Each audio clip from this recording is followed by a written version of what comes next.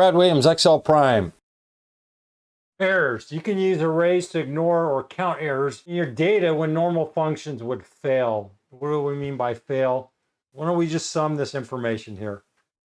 Equals sum, just capture this range, and we get a value. What happens?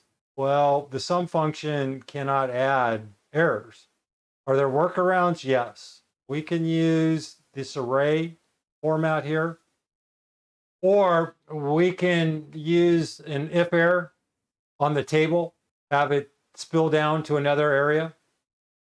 So if you see this information, you could add another column and then just put if error, table 1, data 0. All I did was put if error, parenthesis, and then copied it down, and then it spills down. You can just use sum and add this information. So if we go over here and we equal sum, and just grab this information, the same answer. Count the number of errors in a range. If the objective here is to avoid the errors, we wouldn't have to worry about this. Average the value in the range equals average.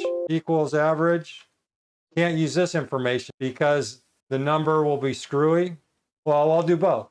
Let's go equals average. This is interesting. I pointed this out in the past, that if there are errors, here we have average table 1, it doesn't work. But if we go equals average of this spilled range, the if error function will turn errors into 0 because I told it to. The average, we'll just go down here, and we have 37.1, whereas here we have 46.38. Why? We're taking the average of 10, 1, 2, 3, 4, 5, 6, of 10 rows because we're using 0. And here we're taking the average of 7 rows. 1, 2, 3, 4, 5, 6, 7, 8. You can see 8 divided by this 371 equals 8 divided by 371.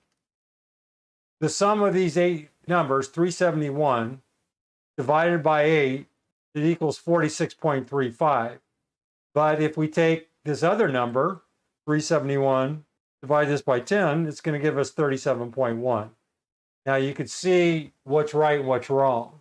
This is correct. This is the correct average here in this range. In order to get the correct average, you want to use this array format using the if is error. We're inserting if is error, then data is 0. Otherwise, it's data. So we'll go in here, logical test, if, and it says if 9, if false, false, true, false, false, false, true, true, true, true, true, put a 0. Otherwise, go to data and then average it. So let's take a look at this setup here. We have average, if is error, data, blank, data. What are we asking? Starts off with an if. So an if is either true or false. If true, do something. Otherwise, do something else. Well, here is error. That's the logical test. So if logical test F9, here's what we're asking. The logical test, true or false. The value of true is a blank. Value of false, well, it'll be 40, 38. What happens if it's true? It's a blank. 76, 73, blank, because it's true. What happens? Average comes in and says, I'm working with 40, 38, a blank cell, 76, 73, blank, 22, 37, 0, and 85. If we take this same information, copy this here, copy, paste, we just delete this, and we delete this. What's the average? Equals average, shift, enter, 46.375. And what do we have here? 46.375. That's the advantage of using the is error, is it will average correctly as opposed to trying this technique of just doing if error, table, data 0.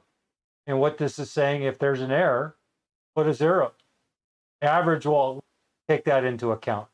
If you want the min, you can put, what's the min? Well, it's 0. What if it's the max? It says experiment. Well, here's your experimentation. I'll help you out here. Max, 85. What's the max number in here? 85. Brad Williams, XL Prime. Thanks for watching.